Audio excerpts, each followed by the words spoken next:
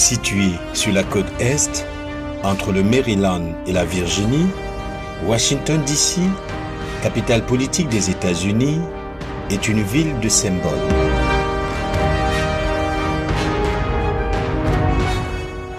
Elle se distingue par son statut unique de district fédéral ne dépendant d'aucun État américain, une ville où se prennent des décisions qui façonnent le monde.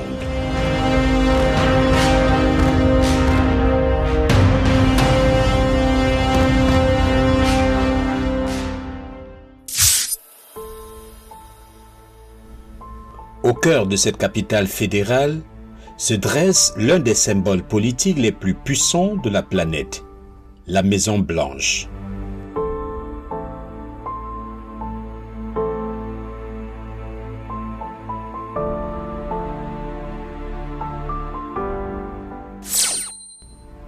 Construite en 1792, elle fut incendiée par les Britanniques en 1814 durant la guerre anglo-américaine avant d'être reconstruite par Auban.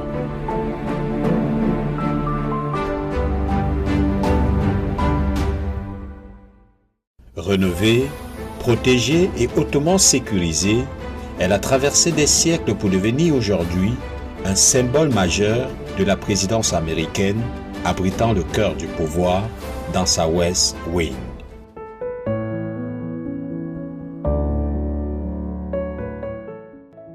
Depuis John Adams en 1800, chaque président des États-Unis y a vécu. Chaque administration y a laissé son empreinte et chaque époque a écrit son chapitre entre ses murs.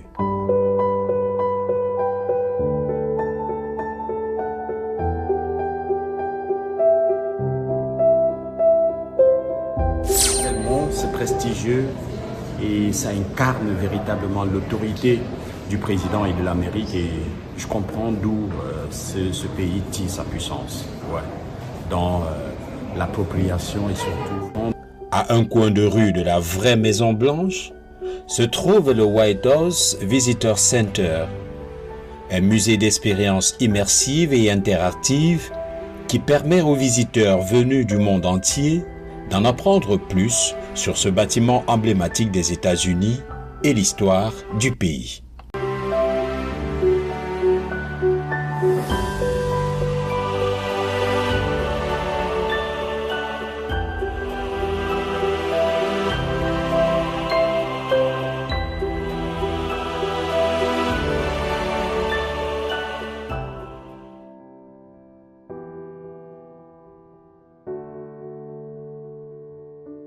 Bâti sur plusieurs milliers de mètres carrés, le centre d'accueil des visiteurs de la Maison Blanche comprend des expositions interactives, un modèle à grande échelle de la Maison Blanche, de nombreuses expositions tactiles, des galeries de musées, une zone d'exposition temporaire et le magasin de vente au détail de la White House Historical Association.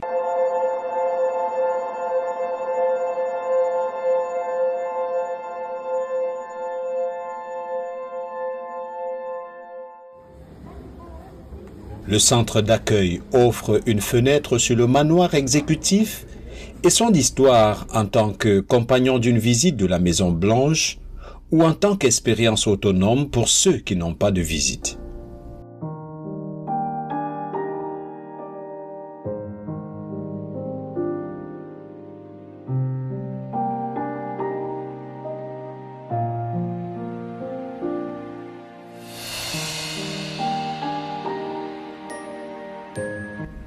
Mais ici, au centre d'accueil des visiteurs de la Maison Blanche, ce n'est pas un homme que l'on célèbre, mais une institution.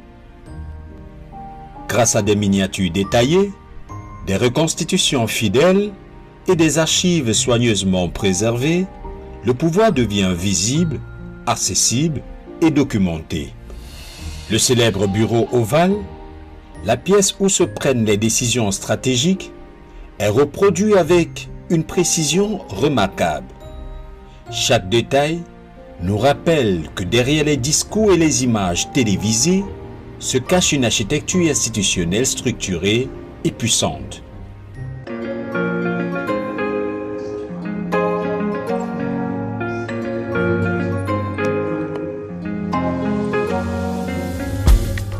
États-Unis, les présidents vont et viennent. Le bâtiment, lui, demeure. Les politiques changent. Le cadre institutionnel, lui, perdure.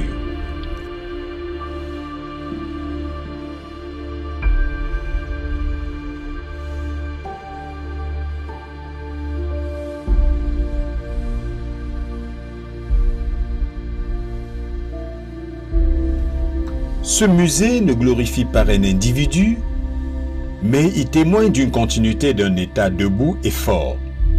Il montre comment une nation met en scène son pouvoir, non pas pour le mystifier, mais pour l'ancrer dans une histoire collective.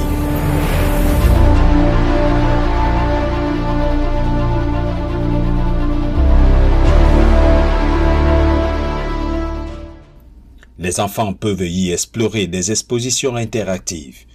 Les familles consultent des archives historiques et les visiteurs du monde entier découvrent les rouages d'un système politique.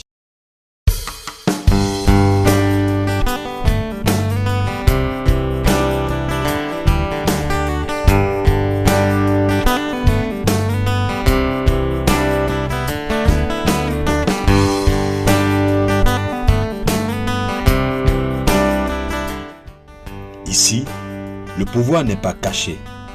Il est expliqué et cela soulève une question essentielle.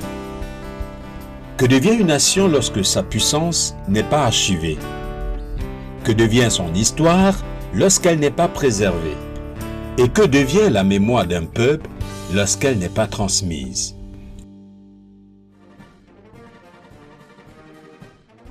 La Maison Blanche change d'occupant tous les 4 ou 8 ans. Mais elle demeure un symbole de stabilité qui nous rappelle que la force d'un État ne réside pas seulement dans ses dirigeants, mais aussi dans ses institutions.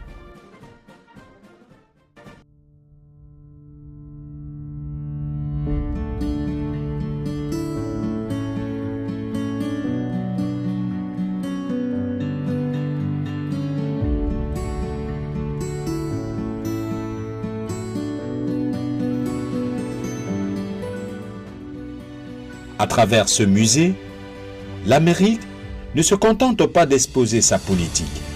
Elle démontre sa capacité à construire un récit national structuré.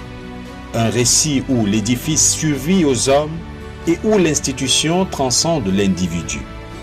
Et c'est peut-être là que réside le véritable pouvoir, dans la transmission, la préservation et la mémoire.